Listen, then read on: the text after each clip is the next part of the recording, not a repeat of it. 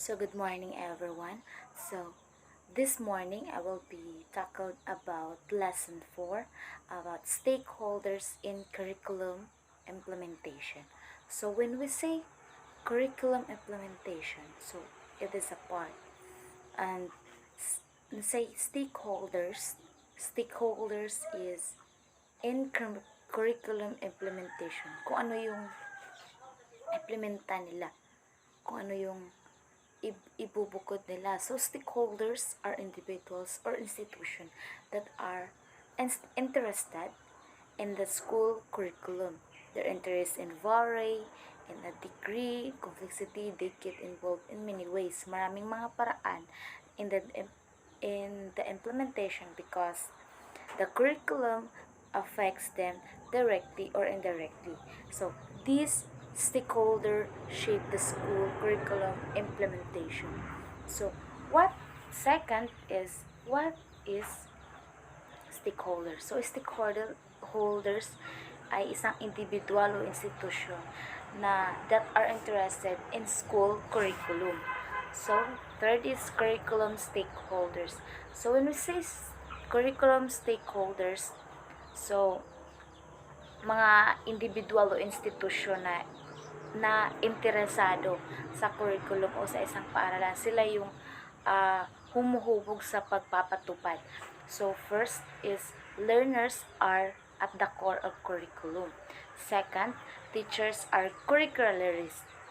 So, third is school leaders are curriculum managers. So, kung sino yung mga mataas yung mga ranggo nila or kung sino yung mga leader sa isang paaralan, sila yung tinatawag na curriculum managers.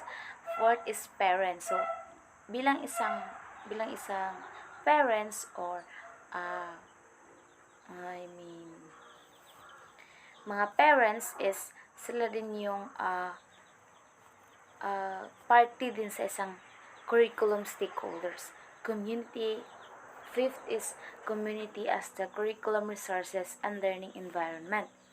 So, 6 is other stakeholders, kung ano pa yung ibang mga stakeholders in curriculum implementation and development. So, learners at the center of curriculum. So, sentro, yung mga mag-aaral. Sa isang particular na curriculum design, what I mentioned earlier, the learner is placed at the center. So, these are the example of the center of the curriculum. So, I consider the learner as the center of the education process.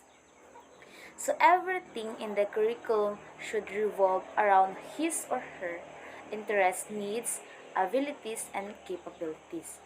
The nature of the learner must be made the science of learning. The experience of the learners must be starting point, accomplishing the goals of education to let them grow in knowledge, skills, abilities, and attitudes. So, them grow yung mga kaalaman nila, yung mga skills, yung mga abilities, and attitudes. Stakeholders in implementation of their curriculum. Second is teachers as curriculum developers and implementation. In teaching and learning process, and the other side, the coin is the teacher. Most curricula start to gain life from time is conceived and written.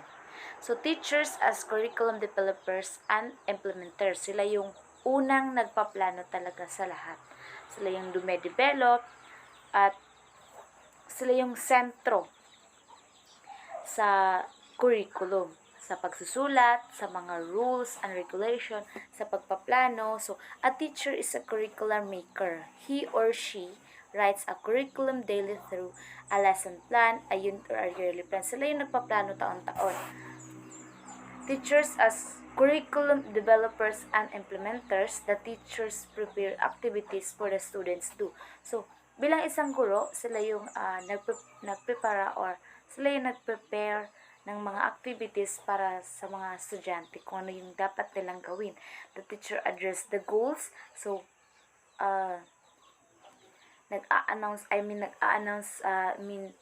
sinasabihan muna nila kung ano yung dapat gawin or ano yung pinopunterya needs and interests of the learners by creating experience from where the students learn.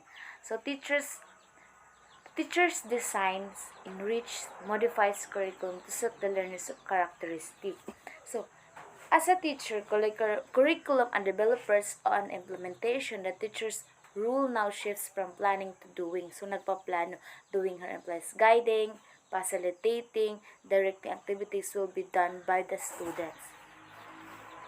So, although educational theorists and practitioners are giving value the idea of independent learning and learning, how to learn, kung paano mag-learn, or the role of the teacher in curriculum implementation has never been diminished. No technology can ever replace a teacher. So, wala ni isang teknolohiya, ito beyond support multifaceted role of the teacher. Kung ano yung rules sa isang guro na kung, for example, bawal gumamit ng cellphone. So, it is multifaceted rule of the teacher. So, sinusuportahan. So, curriculum managers and administration. In a school organization, there is always a curriculum manager, school administration. Sila yung tatawag admin. In fact, for school example, principal, center na din yung mga principal. One of their functions is being a curriculum manager.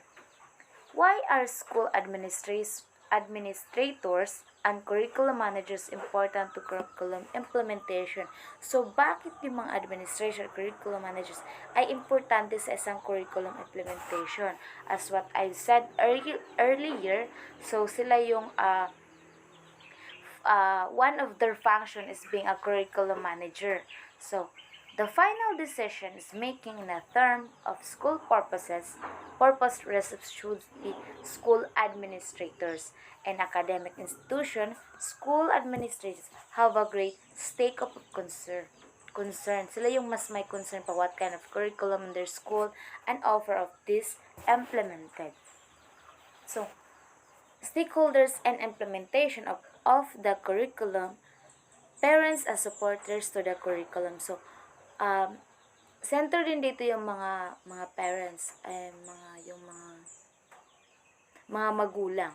So, sila yung unang sumusuporta sa isang curriculum. My child and my money go to the school.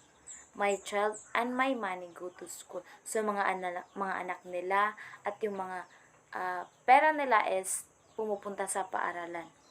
So, kumbaga, sinusuportahan nila yung pangtustos. It simply means that the parents are the best supporters of their children or of their supporters of the school, especially because they want paying for their child's education. So, the government is represented by DepEd, so Department of Education for Basic Education Curricula. So, CHED is the one who represented Commission on Higher Education for Theory and Graduate Education. So, other stakeholders are PRC, which means Professional Regulation Commission. So, other stakeholders and curriculum implementation is one of the examples is LGU or local government units. So, included municipal governments, officials, and barangay officials, they are big supporters in implementation of one of a school curriculum. So, non-government agencies is represented by the GK, which means Gawad Kalinga, to build community with include education and senior GEA as organization foundation that support basic education through reading, science, mathematics, and English. So don't forget, thank you. And that would be all.